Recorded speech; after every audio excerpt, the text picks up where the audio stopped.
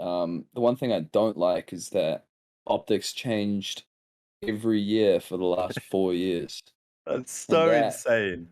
yeah, I was gonna use a weird metaphor, but I won't. I just think, yeah, it's kinda lowering the how can I put this? Almost the worth of optic, like, if it's getting thrown around so much, where it's not like it's one stable entity. It's moving around being multiple different things, and I think, like, that kinda gets rid of the original feeling of optic, like, in 2015 when it was just, like, a small group of guys living in this house who are really good at gaming, really good at content, and now it's turned into this strange business that's moving around all over the place and not really got a solidified home. So, I don't know. Holy shit, is that a wasp? Oh my goodness, it is! Oh my god, it's Oh New my Zealand, baby. We gotta oh, get it on fuck. cam. Oh, But no, I shit. think you're bang on. Like, I think also the issue with that really is that you can't do any real expansion. I think so many people, including myself, thought that Hex would get Optic back and it'd be like all guns blazing, like let's catch up for lost time, like let's start upgrading the content. Like I know a lot of people have been roasting Optic for this on Reddit the last couple of weeks, but the content really hasn't changed in many a year. Like, you know, Still reacting to COD clips. yeah, what was it called? What was it? Was it Smooth Competition or whatever it was called that they used to do a few years ago with like Yeah, yeah, Hitch yeah. and stuff? Like that was really cool content that they used to. That was kind of it almost paved the way for the stuff that you see FaZe and 100 Thieves and all that doing these awesome collabs they do today that Optic just don't seem to do anymore, nor do they are expanding into these other, expanding into other esports, right? And really leveling things up. So it's just, I think it was a surprise to a lot of people that Optic came back and like nothing really seems to have changed with Optic in the last year or so, and now they're going to be under a different ownership group again, under Envy. And question really from Spectre was saying like, I hope Dallas Empire as a branding comes back. If and when Optic go off somewhere else, right, and just get sold again. Like there was talks from, well, there was someone mentioned on Reddit the fact that Dashy played for OpTic Gaming during Black Ops 4. Then he played for OpTic Gaming Los Angeles in Modern Warfare. Then he played for OpTic Chicago, and now he's going to be playing for OpTic Dallas. 4 seasons, 4 different optics. Just as you say, and Dashy's played for all 4 of them, which is just crazy to think about. Like it just show. I just want to hear what the explanation is from X's side as to exactly why this went down and why it was necessary to go down. Because if Hex could fund this himself and make Optic a profitable entity on its own, then I imagine he would want to. Clearly, that's not going to be possible, or maybe he's thinking of expansion and stuff like what is possible for Optic within its current reach, and maybe that's not the case without some sort of partner. And I guess even if it makes sense in that sense, but yeah, Yeah. it's just a really strange one to be honest to see these two organizations, the E Classic over so many years kind of combined like this, Austin. Yeah, as OD's saying, like honestly, I haven't seen a lot of people talk about this. Like, I don't know personally, but I feel like it's more of what like FaZe did. I feel like Optic is owned by Hex, and I feel like Envy is obviously owned. It's not even owned by Astro, but it's owned by a lot of people now. And I feel like the Dallas like franchise spot, that's which is separate from Envy, separate from Optic, is going to be split however many ways. Like whether it's Envy have majority or Hex. I would imagine maybe it's 50-50. I feel like Optic is by itself now. Like Hex owns that. Um, I feel like this was necessary to get Optic like that, the stability they needed in the league, because obviously the reports that came out said like Energy was really funding the team, and Hex wasn't able to do that, and they weren't able to find. It's the key part of this is they weren't. I don't think they were able, like based off the articles. It was based they couldn't find investors that was a good deal for the team that didn't want like hands on, which means they did find investors, but it just wasn't the best situation for Optic and Hex. So, and I think what that is them learning. I feel like that's them learning from like past experiences, because obviously like every Optic person is scarred from Infinite to Immortals really didn't do a bad job. It was mostly Infinite. Immortals actually, I feel like a lot of people give them shit, but obviously they didn't really do anything wrong to Energy now, and then so who knows. So basically what I'm hoping that comes out of this deal is that Optic will be able to expand to other esports, expand their content. Um, because as you said, like we really haven't like their content is good for what it is. It's good. It's just not expanding. It's just stagnant. It's great. Like they have a pre-show. They have the podcast is amazing. They try doing these couple of these like weird videos every now and then. Like they did like a mask. Like they had to go through like an obstacle course. And Yeah.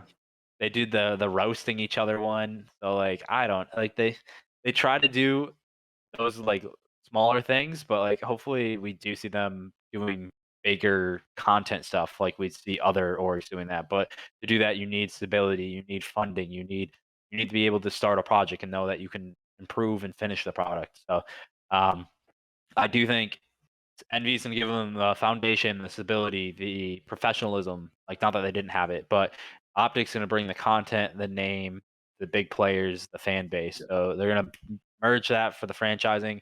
For people saying it's probably gonna be short term, I don't think so. This is probably gonna be for the long run.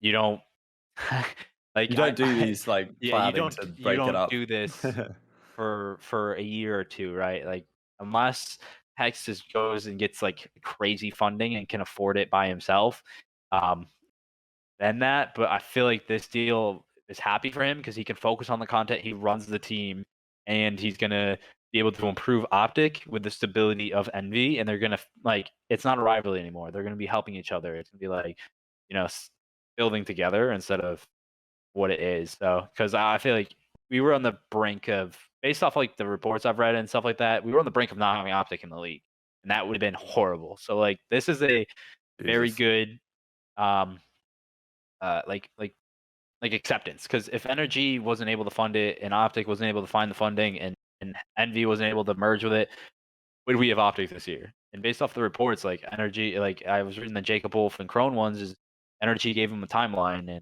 and that I mean the timeline was done. So like this this is still good for the league. It sucks short term, it really does, but in long term, it can be really really good. They can build off each other. It's good having brands outside of the CDL that are trying to help the CDL. So obviously you won't have OpTic Dallas or you won't have Dallas Empire anymore, but maybe that opens up Envy using that in a different esport or in a different way, and that brand can still stay alive because that brand was clean as hell. So yeah, I mean, in the long run, it's hard to see the positives out of this, but there are a lot of positives out of it.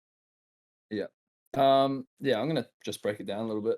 With the content thing, I think it's really difficult, especially in COD, to make consistent content that people are gonna watch. And so I think OpTic, with their content, have decided to go somewhat safe and like a known entity that is going to get views and more about the personality than the games they play. Um, and so yeah, I'm okay with that. So but then I think their merge with Envy kind of allows them to have more of a corporate side because they've always been a really strong but somewhat independent team with a really large following. And so what they tried to do with Infinite was the same thing, more of a corporate side. What they tried to do with NRG was the same thing, but I think now it's the first time that HECZ is joining someone that he has competed with for a long time in Hastro and has like a lot of respect for because they've grown up in the same scene. So it just makes sense for them to become one. But I'm just hoping that OpTic now can branch out into other games because I really miss like 2014, 15, 16 when they were competing in multiple titles and had multiple teams that were all championship caliber.